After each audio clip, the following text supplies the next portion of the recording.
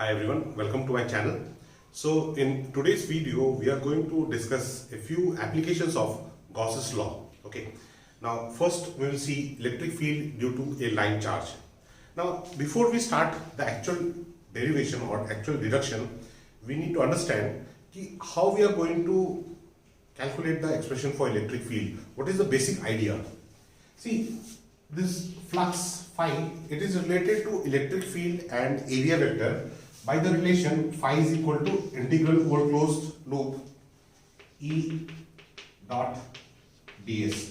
So this integration is over the closed surface E dot ds. Okay, E is the strength of electric field and ds is the area vector. Now this Gauss's law, it also says that this flux is equal to 1 by epsilon naught times Q enclosed. Correct?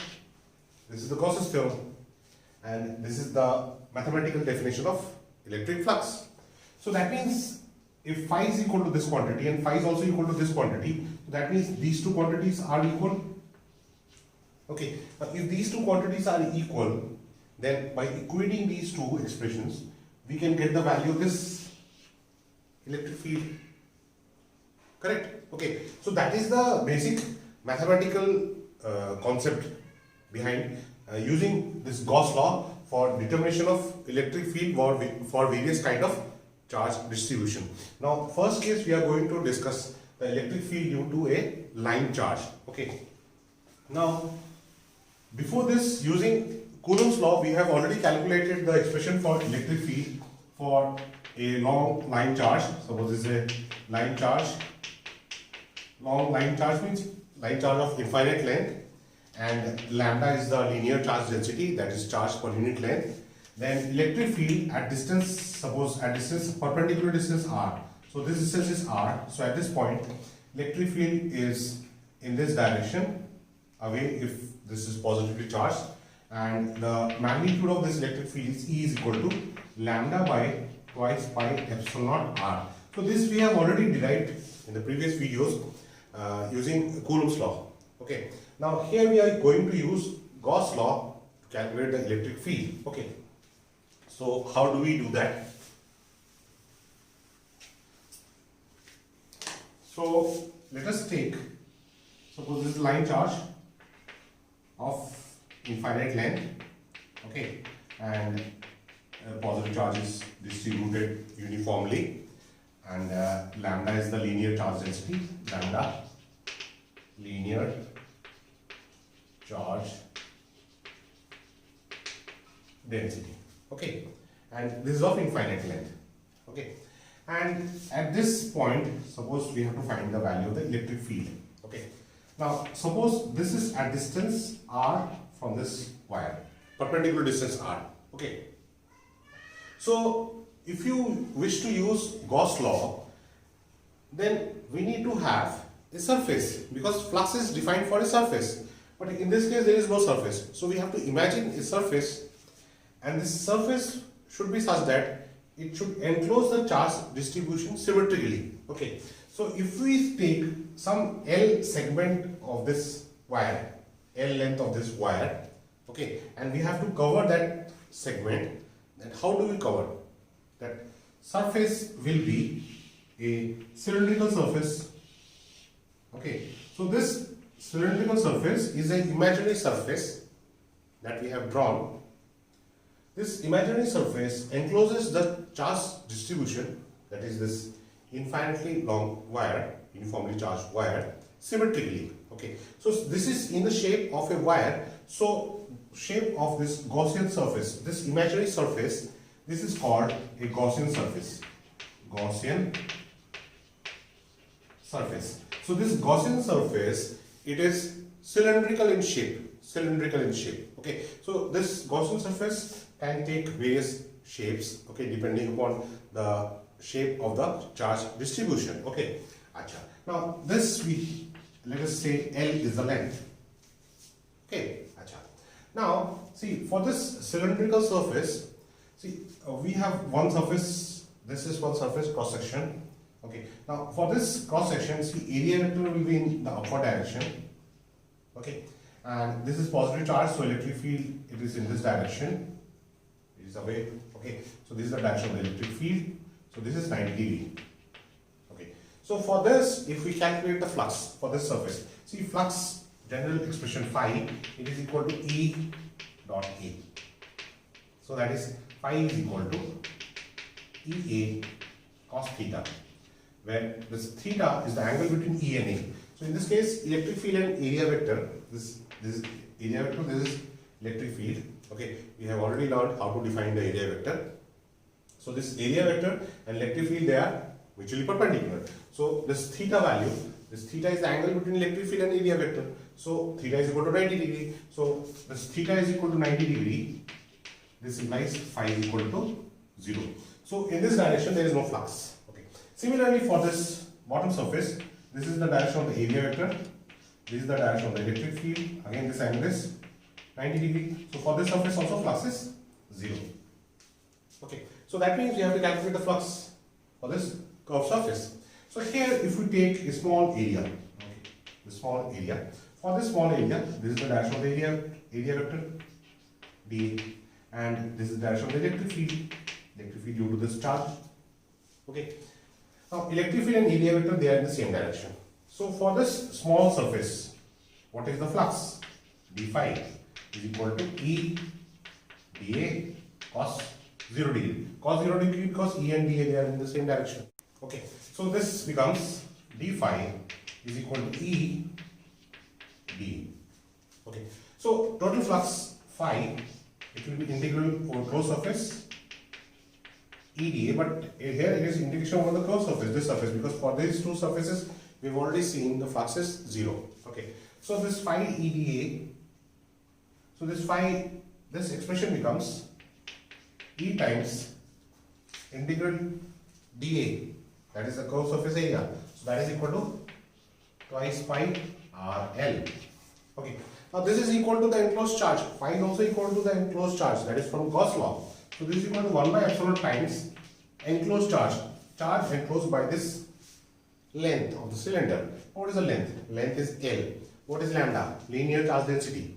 That is charge per unit length is lambda. So L length, what will be the enclosed charge? Lambda times L. So this is equal to, so this is 1 by epsilon times lambda L. So this L gets cancelled. So we have, equating these two, we have E is equal to lambda by twice pi epsilon naught R. Okay. So this is the final expression for the electric field due to line charge. Okay. And as you can see here, E is inversely proportional to R. Okay. So E is equal to lambda by twice pi epsilon naught R. So E is inversely proportional to R. Okay. So if you draw the graph, this is E, this is R, the graph will be like this, rectangular hyperbola. So as you move away from this linear charge distribution, strength of the electric field will gradually decrease. Okay. So this is for a line charge. So next, let us calculate the electric field due to infinitely large plane sheet. Okay. So suppose this is a large plane sheet. Okay. And it is positively charged. And this charge is uniformly distributed. Okay. Uniformly distributed means charge per unit area is constant. Okay. Now let us define sigma as charge per unit area or surface charge density. Okay. So this is called surface charge density, or it is charge per unit area, Okay. Now this is a infinitely large plane sheet, and suppose it is a thin sheet. Okay. Now we are going to also deduce the electric field due to infinitely large plane sheet, which is a thick sheet. That also we are going to deduce. Okay. So here this is a thin sheet. So what is the difference between thin sheet and thick sheet. The difference is, like, suppose this is a sheet, okay, and this is charge, positive charge, suppose, and this sheet is positively charged, so charge is on the sheet. So this charge, suppose in this direction I am observing the charge, so I am getting electric field due to this charge, okay, this charge. Now similarly from other side also, if I observe, I am getting the electric field due to the same charge, okay. So that is the case of a thin sheet. Now thick sheet means this is one charge and this is another charge, but both are same nature, both are positive charge, but they are different charges. So here I am getting electric field due to this charge, okay. From other side I am getting electric field due to this charge, okay. So here for thick sheet the electric field is due to separate charges. For thin sheet, electric field is on the both sides, it is due to same charges, okay. So that is the difference. So now this is the sheet. So if I draw a Gaussian surface, okay, so suppose this is the Gaussian surface, okay. So again in this direction, see, this is positive charge, so electric field direction, it will be normal to the sheet in this direction. This side it will be in this direction, so electric field is in this direction. So for this curved surface, if you see, so this is the direction of the electric field, area vector will be in this direction, okay. Electric field will be in this direction, this is E and this is A. So again they are mutually perpendicular, okay. So this is electric field, this is area vector, they are 90 degree mutually perpendicular, so here the flux will be 0. So there will not be any flux from the curved surface, okay. So flux will be through this flat surface, this surface and this surface, okay. So here suppose this is electric field E and area is suppose this is dA, so this is area vector, okay. Both electric field and area vector, they are in the same direction. Similarly for this surface, this is the direction of the electric field and this is the area vector, dA. Area vector is normal to the surface, okay. So what is the total flux? d phi is equal to 2 EDA plus EDA, okay. This is EDA, it is in this direction, E and DA, but flux, it is a scalar quantity, it doesn't have any direction, so we have to add these two, that is the total flux, okay. Flux in this direction it is EDA, flux in this direction is EDA, so total flux is 2 EDA, okay. So if we integrate this, the phi is equal to 2EA, where A is the area, okay, and phi is also equal to 1 by epsilon times enclosed charge, okay. Sigma is the surface charge density, so this is sigma times A. A is the area, okay. So this A gets cancelled, so E is equal to sigma by 2 epsilon naught. So electric field is independent of distance, okay, but that does not mean electric field will exist throughout this region. Means even if you go far away from this sheet, electric field will exist.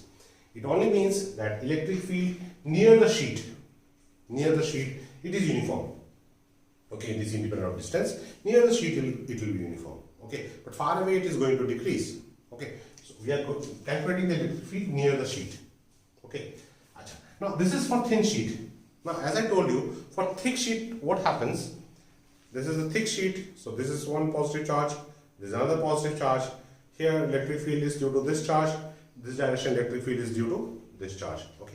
So here this expression, what happens, it becomes phi equal to 2EA, phi equal to 2EA, that is the total flux, but this gets modified 1 by epsilon naught times, this becomes sigma times twice A, sigma times twice A. Why sigma times twice A? Because here surface charge density is sigma, area is A, so charge is sigma into A. Here surface charge density is sigma, area is A, so charge is sigma times A. These are two different surfaces, okay. So sigma into 2A, so this 2A gets cancelled, so E is equal to sigma by epsilon naught. So this is the expression for electric field due to a thick sheet, uniformly charged, infinitely large, thick sheet, okay. For thick sheet it is sigma by epsilon naught, okay, and for thin sheet it is sigma by 2 epsilon naught, okay. So that is the electric field due to plain sheet, okay. I hope